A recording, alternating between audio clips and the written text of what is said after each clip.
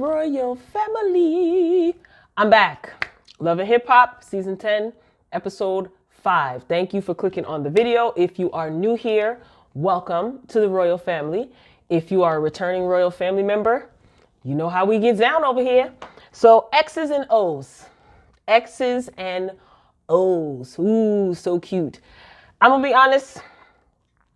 I was bored with this episode because I actually missed Chrissy and her shenanigans. I'm going to be honest. Chrissy was not in this episode. So let's just get through this together. So we see Rich, Jennaske, they are in the studio. So far, Jennaske, she comes across as professional. You know, she's in the booth and she's spitting her bars, right? Is that what the kids say these days?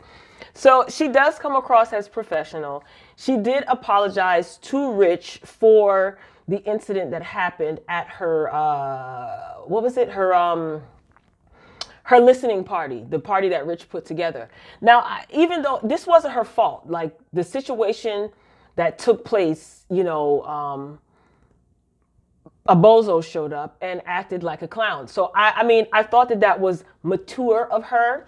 And it shows that she respects Rich. So, you know, he wasn't mad at her or anything like that, because I think he realizes that Phresher or whatever is, and his girlfriend, they are the root of the problem. So I like that. I said, okay, I'm going to give this girl a try.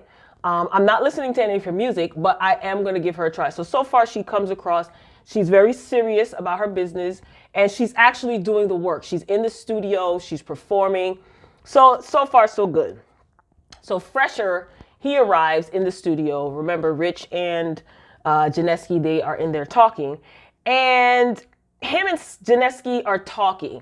And she just basically explains to him, you know, if you can't even have your girlfriend in check, how are you going to run a business? So she's just kind of letting him know that you haven't done anything for me. I've known you since I was younger, since, you know, she was a young girl, and you haven't done anything for me as far as my career. So what is the objective or the incentive for me to stay with you? See, I got my turtleneck on, so I'm giving you real 7th grade teacher vibes, okay? That's not the way she said it, but that's how I'm expressing it. So, I mean, she also tells him his girlfriend showing up was out of line, which I agree with. And Rich is not saying anything because Jennaske, she can handle herself. Yeah, obviously. She doesn't have to get crazy, but she did put Phresher in his place. And he tries to blame her, Phresher.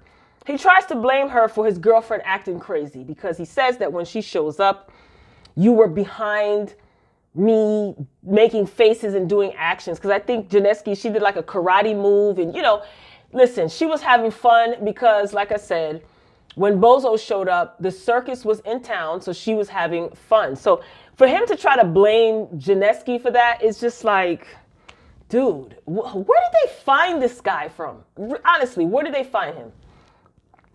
We move on to Cyn, Jonathan, and Juju. Okay, first of all, Miss Juju, honey, she walked in the apartment at Cyn's place looking like a high-priced highlighter. Okay, I really like her. She always looks stunning. And we don't really see much going on with her this season. But it's good to see the friendship that she has with, like, Cyn, even though Jonathan is messy as heck. You know, I like to see their little friendship with her and Yandy. So she's not getting into any drama this season, which is good. Like, she doesn't have time for that. So they are telling, Jonathan and Juju, they're telling Cyn that Erica has been trying to hook Joe Budden, that is, up with Tahiry. It's like, this is what we're really going to do? Next scene, we see Safaree and Erica Mena. So he is still denying that he invited Yandy to the wedding. And it's just so funny. You know, she's going off and he is just being calm. You know, there's no reason for him to argue about this. You know what I mean? And I just don't get why this is even a thing. I really don't understand why this is even a thing. I mean, Erica, you did apologize to Yandy, right? She apologized to her at the listening party. And I thought everything was all good. So why is this a problem?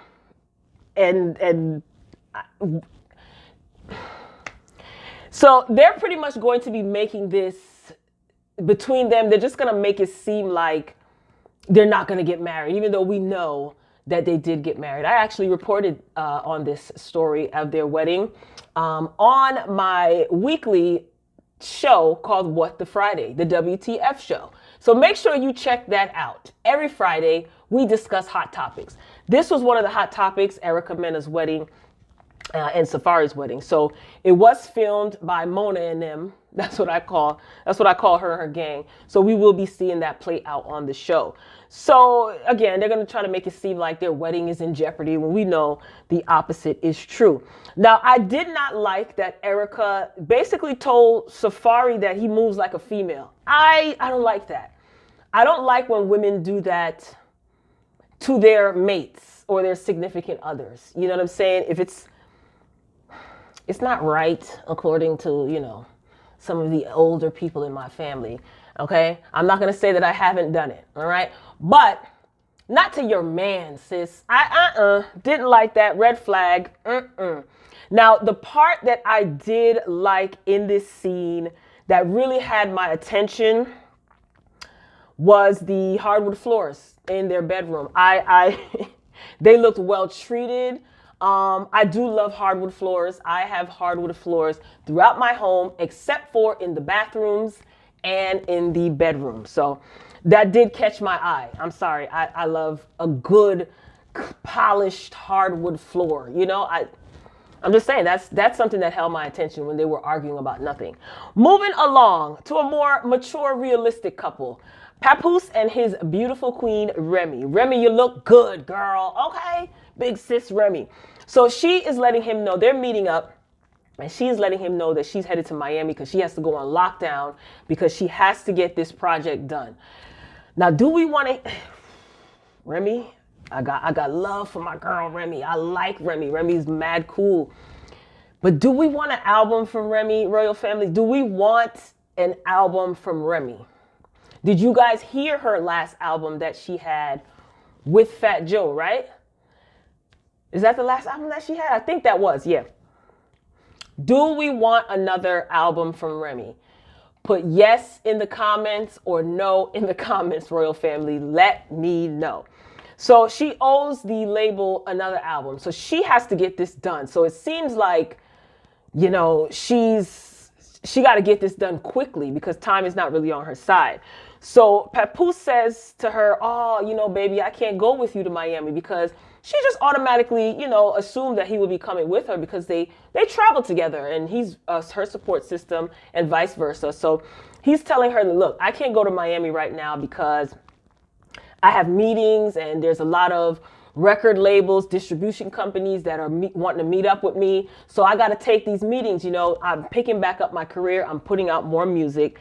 And he wants Remy to leave the baby with him. So she starts laughing. She's like, she's not having it. You know, she is still breastfeeding.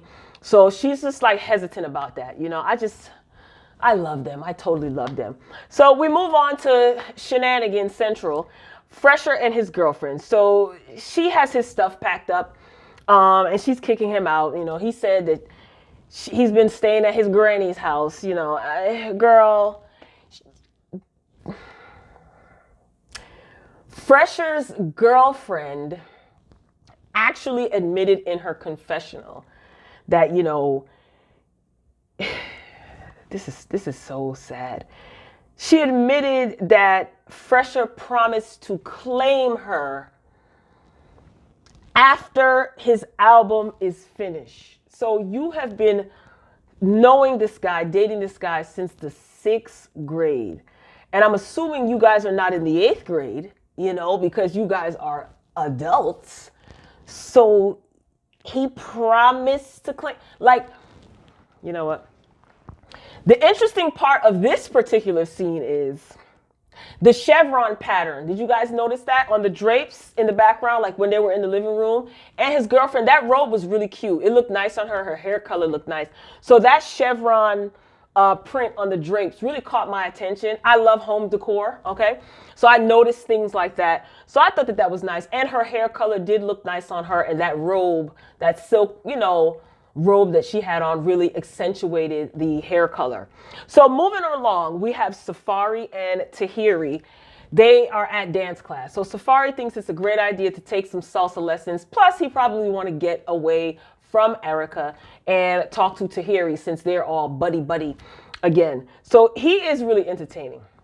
Okay, so he's all dressed up.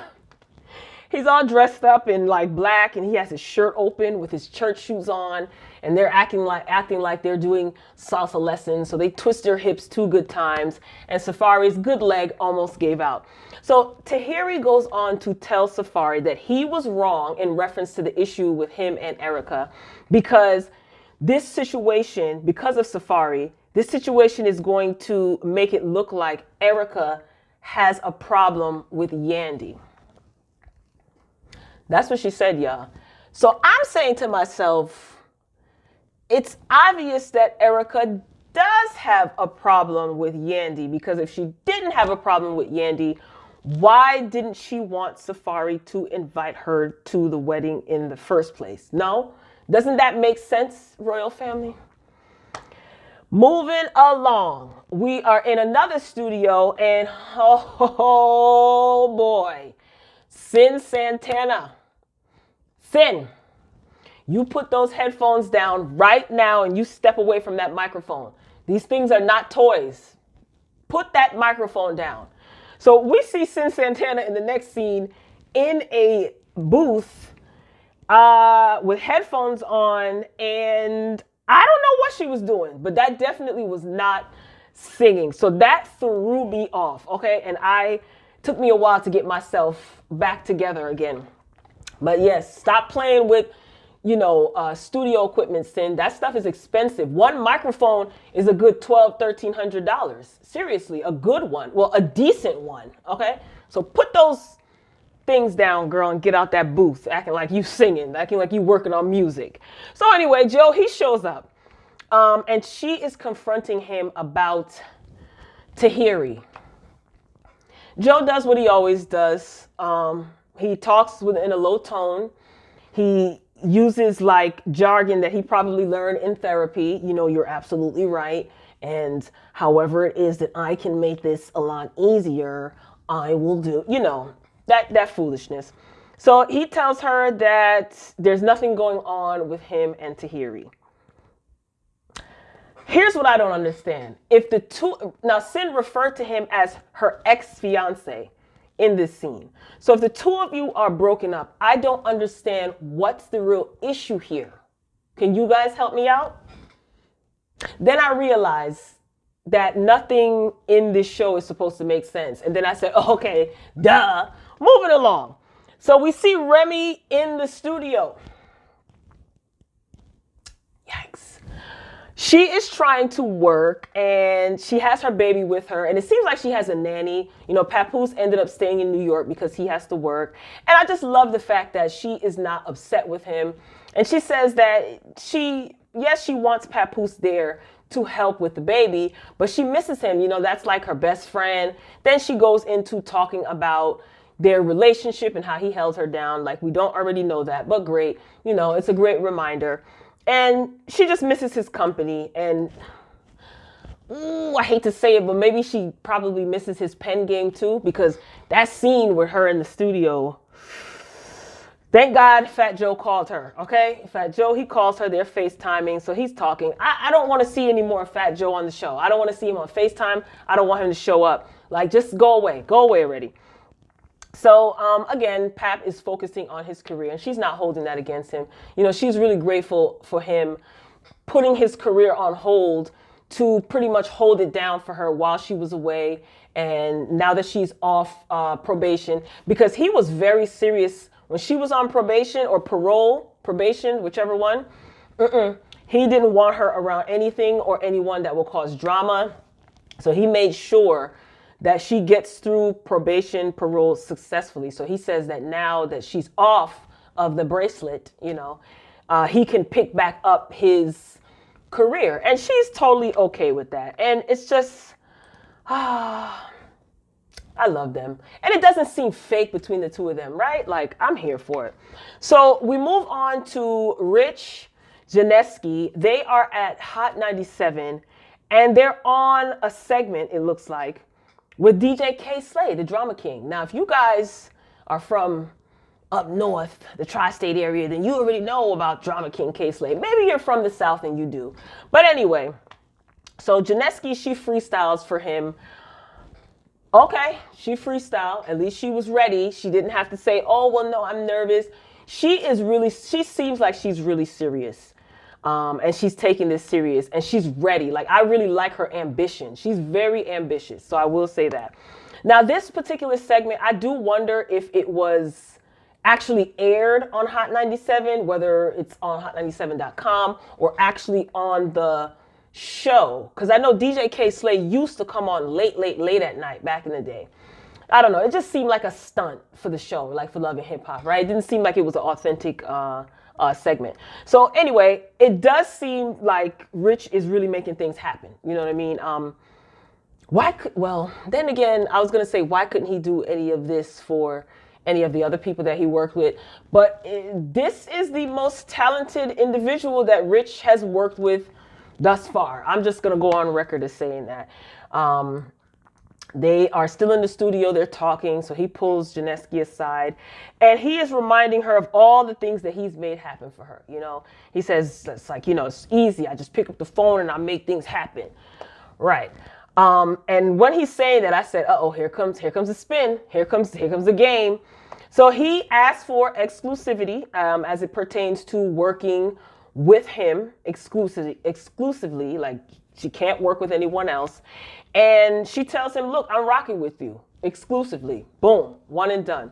So that was definitely easy. And we will see what will happen. Rich, I really hope that you are equipped to push this girl, because she seems like she has taken her craft seriously. She seems like she has music. She seems like she understands, you know, the business kind of, you know what I mean? Or the business as it pertains to her craft. Maybe not all the management behind the scenes, but I really hope that you are equipped and you just don't give us sleazeball like you've been giving us. So we move on to Safaree and Mena. So he set up a romantic scene on the rooftop of some building and he apologizes. There's roses everywhere. There's candles everywhere. Very, very beautiful. He apologizes and then he does propose to her again. And this time he does so with a watch. So that was nice. It was a watch that she always wanted. Now, question. I want to know, did Nicki Minaj ever talk about, and I'm being serious, I want to know if Nicki Minaj ever talked about how romantic Safaree was or wasn't. Now, I'm not saying that he never was. I mean, that's not what I'm saying. I'm just curious. Was he ever romantic like this? Did Nicki Minaj ever talk about Safaree being like so romantic and this and that? Because she does talk about her husband now, how romantic he is and how in love she is with him. But did she ever talk about that in reference to Safaree? Was he ever attentive, very romantic, goes above and beyond? Let me know in the comments. And I'm not trying to be funny. Yes, I am. Don't let that go over your heads, though. Some of you will know what I'm getting at. Moving along, we see Erica and Cyn. For whatever reason, they are meeting up. So Jonathan is there with them. They're sitting in an empty restaurant, it looks like.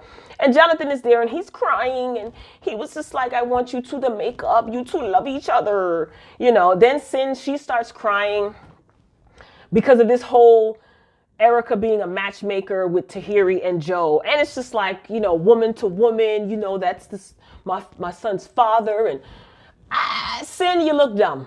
You look dumb, Cyn. You totally look dumb. So Erica sees nothing wrong with what it is that she is not doing. She said that she's not trying to hook them up or anything like that. And she says that she's just not bothered by this situation. She could care less, pretty much, because they're exes. They used to date. So she could care less. And I don't understand why Cyn would think that Erica would care. But that's where Jonathan comes in. Because, Jonathan, you're trying to convince Cyn that this is an issue. When it's not. They're not friends. So Cyn, she gets on the phone. She's no longer interested in hearing what it is that Erica has to say. So she gets on the phone, and I think she's checking on her son. And then she ends up walking out of the restaurant. And she starts talking some crap.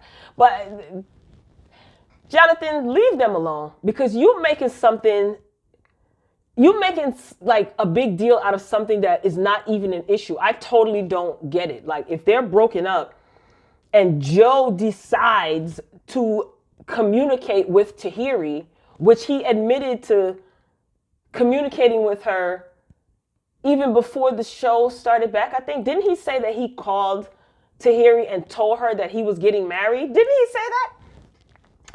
Royal family, be sure to like this video if you liked it. If you stuck around to the end, thank you. Thank you so much. Get down in the comments and let me know what you think. If you saw the episode, share your feedback. If you didn't, and you think I did a great job breaking it down, because I know a lot of you do not watch the show, but yeah, I think of you, the people who don't watch the show but kind of want to know what's going on or may not have access to VH1 or cable, etc. So I try to break down, you know, each scene for those of you who may not have access to the show. So don't forget to comment, share this video. And yeah, I'll meet you down there in the comment section. Until next time, Royal family, peace.